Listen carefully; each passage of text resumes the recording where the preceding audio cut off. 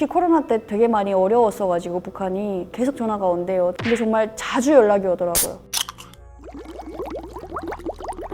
안녕하세요. 북한에서 온 나민이입니다. 2015년에 탈북을 해서 지금 정착 9년 차에 있습니다.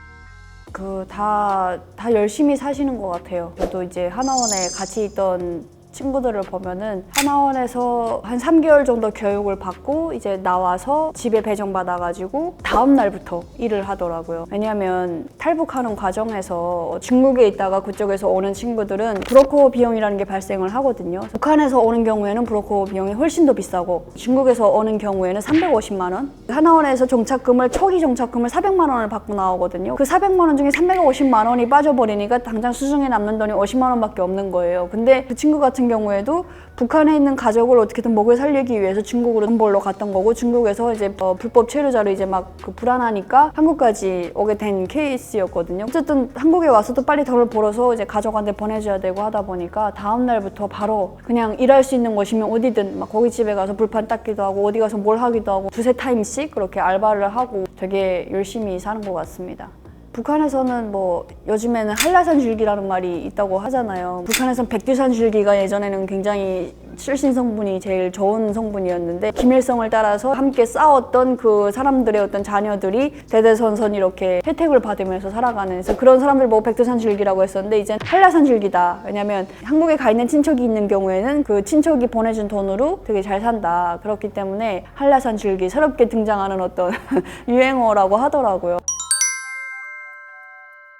국경 쪽에서는 확실히 연락을 자주 하는 것 같아요. 중국 선전화, 중국 핸드폰으로 이제 전화를 하는데 전파가 잡히는 지역이 있거든요. 북한 내에서는 대부분 다 그 전파가 다 차단이 되는데 평양이라든가 이런 데서는 전혀 안 되죠. 근데 국경 지역 쪽으로 가면은 중국 전화를 할 수가 있는 곳이 있대요. 그래서 거기서 중국 핸드폰으로 중국에 있는 사람이랑 통화를 하고 또 중국에 있는 사람이 또 이제 한국에 있는 사람한테 연락을 하고 이런 식으로 이제 연락이 되는 거죠. 근데 이제는 북한 국경 쪽에서 다이렉트로 한국에다 전화 오는 경우도 있고, 그 전파가 잘 잡히는 쪽에서 중국 핸드폰으로 한국에다 전화를 하는 거죠. 가족이 한국에 있는 사람한테 연락을 해서 지금 뭐 돈이 좀 필요하다 뭐 이런 식으로 부탁을 하면 한국에 있는 사람이 뭐 어쩌겠어요. 가족이 부탁을 하는데 외면할 수도 없고 돈을 보내는 수밖에 없죠. 국경 쪽에 있는 사람들은 많이 연락을 한다고 하더라고요. 이거는 이미 다 알려진 방법이에요. 네, 이제는 뭐 영상까지 왔다 갔다 하고 그러더라고요. 그러니까 예전에는 그냥 돈을 뭐 얼마를 보냈다, 예를 들어서 뭐 1,000불을 보냈다 그러면 그냥 전화로만 음성으로만 1,000불 받았다 이런 식으로 확인을 했거든요.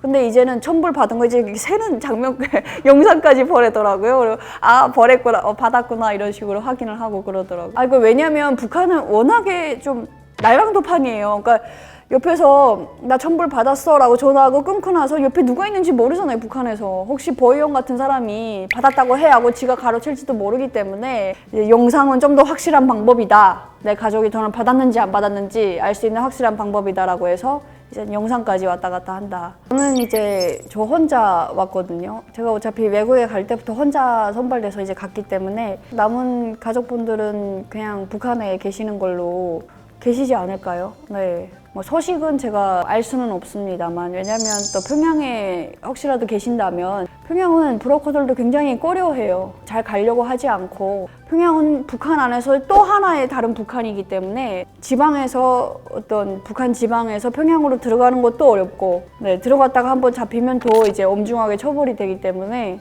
저희 평양에 있는 사람들은 연락하기가 참 쉽지는 않은 것 같아요. 집중 단속을 하는 거고, 뭐 북한에서는 이제 자기 그 북한 정권의 수뇌부다, 그래서 평양이 무너지면 북한 정권이 무너진다 이렇게 생각을 하고 있는데, 그러다 보니까 평양으로 들어오는 각 지역의 초소, 이제 군인들이 지키는 그런 초소도 만들어 놓고 평양으로 들어오는 사람들을 철저히 단속하고 있거든요.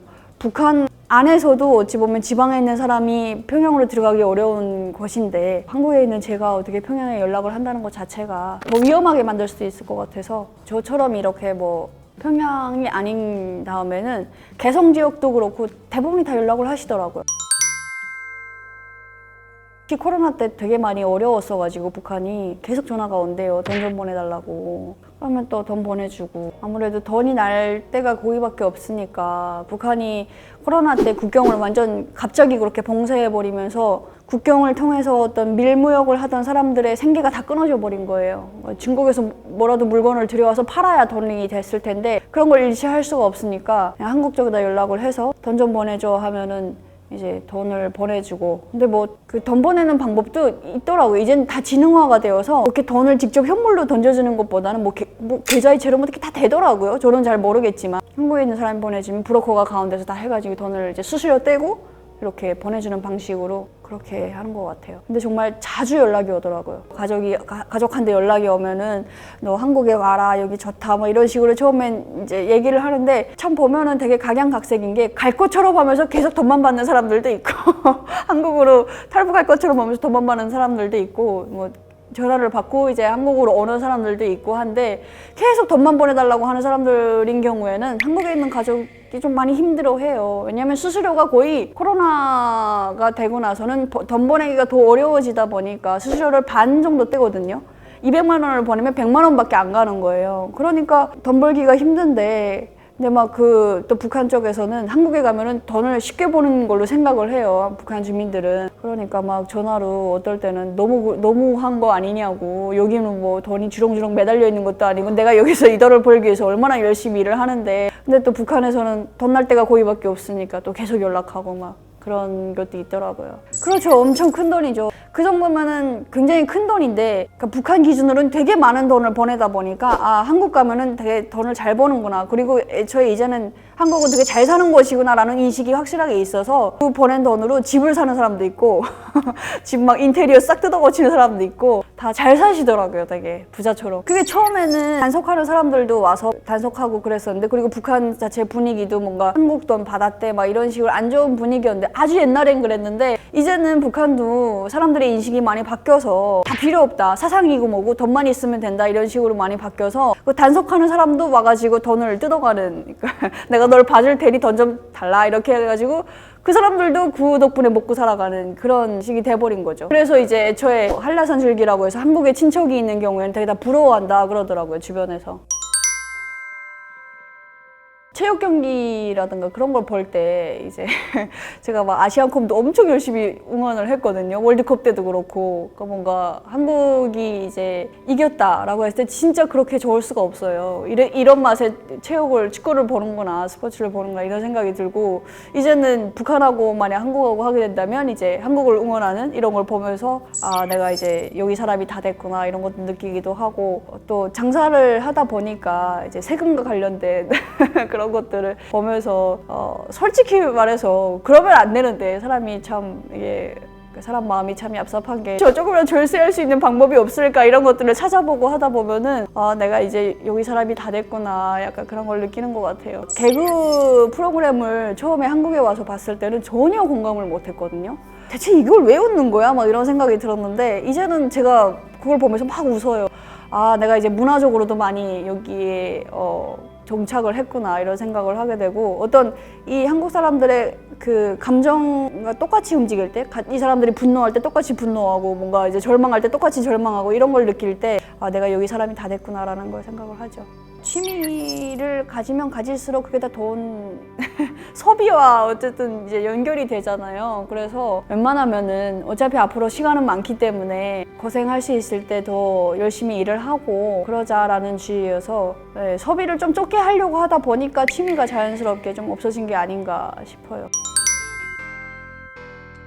이게 북한에서는 사상투쟁이라는 게 있어요. 생활총화라는 게 있어서 일주일에 한 번씩 사람들끼리 모여서 이번 주에 내가 이러이러한 잘못을 했다. 너는 또 이러이러한 잘못을 했다. 내 잘못 자아 비판도 하고 서로 상호 비판도 하는 그런 분위기가 있는데 한마디로 거기는 집단이 50명이 모이면 50명이 다 하나의 목소리를 내야 된다라는 게 북한 어떤 체제의 그 이념이라고 할 수 있거든요. 그 50명이 하나의 목소리를 내고 500명이 하나의 목소리를 내고 뭐 500만이 하나의 목소리를 내고 결국에는 위에 김정은이가 아 하면 아래까지 다 아 해야 된다는 약간 그런 분위기가 있어서 다름을 굉장히 싫어하는 다름을 거의 틀린 거다라고 배척하고 투쟁하는 그런 분위기가 있다 보니까 좀 한국에 와서도 그런 게 쉽게 나와 다른 사람에 대해서 인정하는 부분이 좀 쉽지는 않은 것 같아요. 많이 거쳐졌다고 생각은 하는데 가끔씩 보다 보면은 나와 다른 이야기를 하면은 뭔가 좀 공격적으로 대하려고 하는 그런 게 있어요. 가끔씩 아직 이거는 내가 좀 고치지 못했구나 라고 생각을 많이 하죠. 그게 이제 저뿐만이 아니라 탈북민 분들도 아마 다 갖고 계신 고민이 아닐까라고 생각을 하는 게, 방송에서 예를 들어서 북한에 대해서 이렇게 얘기한다, 그럴 수도 있지, 그건 저 사람은 저렇게 살았나 보다가 돼야 되는데 저게 아니라고 막 이렇게 나오는 거예요. 그래서 어찌 보면 북한 사회에서 살았던 그 잔여물이 아닐까 그런 생각을 합니다. 북한에서는 따로 사는 경우도 거의 없거든요. 집이 또 그렇게 많지가 않아서, 그리고 집값도 많이 비싸고 하다 보니까 부모님이랑 같이 사는 경우가 대부분이에요. 결혼하면 부모님이랑 같이 살다가 부모님 돌아가시면 그냥 그 집을 물려받아서 사는? 물론 그것도 되게 즐기는 분들도 계시겠죠. 그게 행복이라고 생각하시는 분들도 있을 텐데, 저는 이제 북한에서 봤을 때 굉장히, 특히나 결혼을 하면 여자가 엄청 고생을 많이 하는 거예요. 거기는 뭐 전기밥솥도 없고 막 이러다 보니까 아침에 밥 하는 것부터 시작을 해서 번개탄 그런 그 착화탄 같은 걸 피워가지고 밥을 안 치고 막 찬물에 빨래도 손빨래 다 해야 되고 막 이러니까 되게 그게 좀 고달파 보였었는데, 만약 북한에서였다면 그냥 그렇게 살아가고 있지 않았을까 싶네요. 저는 염색이요. 북한에서 그 드라마를, 한국 드라마를 몰래 봤었거든요. 많이 봤는데 볼 때마다 그 머리 색깔이 너무 예쁜 거예요. 북한에서는 오로지 그냥 흰색 아니면 검은색이거든요. 네, 흰색은 이제 어르신들 나이가 들면은 이제 흰색으로 되는 거고, 그냥 그것밖에 할 수가 없는 거예요. 그러니까 너무 좀 답답했었죠. 많이 좀 따라해보고 싶었는데 자꾸 통제하고 이러니까 염색약도 뭐 어디서 구하기도 어렵고, 그래서 참 그 어떤 염색에 한이 있었던 것 같아요. 한국에 오자마자 국정원에서 막 졸랐어요. 좀 염색을 해보고 싶다라고. 근데 국정원에서는 안 되고 하나원에서 이제 교육기관 그쪽으로 갔을 때, 거기서 한 하루 정도 나가서 이제 쇼핑하는 체험이 있거든요. 한국의 어떤 마트라든가 뭐 이런 걸 체험을 해봐라, 아울렛 그런 데 가서 이제 내려놔줘요. 그러면서 한 15만 원 정도 쇼핑 체험을 할 수 있는 돈을 주거든요. 그럼 그걸 가지고 이제 염색약을 산 거예요, 원래. 그러고 사실 염색약이 하나원 안에서는 안 되는데 다들 그 염색약을 사가지고 원래 들여와서 방에서 막 혼자 셀프 염색을 하고, 그게 잘 안 되더라고요. 그래서 나오자마자 다음날 바로 염색하러 갔던 것 같아요. 미용실에 가서.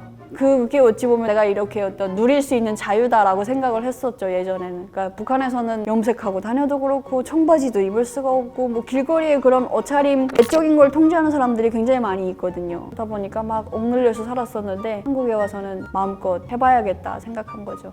저는 2000년대 드라마들을 많이 보긴 했는데 겨울연가, 가을동화도 봤었고, 그다음에 마이걸이라는 드라마도 봤었고, 궁, 그다음에 뭐 그 성균관 스캔들, 그다음에 아이리스, 뭐 천국의 계단, 뭐 두루두루 해가지고 그때 한창 유명했던, 그다음에 꽃보다 남자. 거기서 더 많이 봤어요. 여기 와서 본 것보다 거기서 더 많이 본 것 같아요. 아직 못 해본 거요? 저는 좀 시골 생활을 되게 좋아하는데, 나중에는 한 50대? 뭐 그때쯤 되면은 시골에다가 이렇게 작은 주택을 지어놓고 농사 지으면서 살아가 보는 그런 걸 좀 해보고 싶거든요. 좀 여유가 됐을 때, 내가 이제 죽을 때까지 그냥 이제 까먹으며 살아도 된다라는 그런 정도의 자본이 쌓였을 때 내려가서 그냥 뭐 아침 먹을 상추라던가 뭐 이런 간단한 채소 정도는 내가 농사를 지으면서 살아보고 싶다. 항상 이제 가게에서 일을 하다가도 좀 시간이 나거나 자기 전에는 그 EBS 다큐를 되게 많이 보거든요. 자연과 관련된, 이제 자연 속에서 그냥 집을 짓고 살아가시는 그분들의 너무 행복해 보이는 거예요. 약간 그런 로망이 있어요.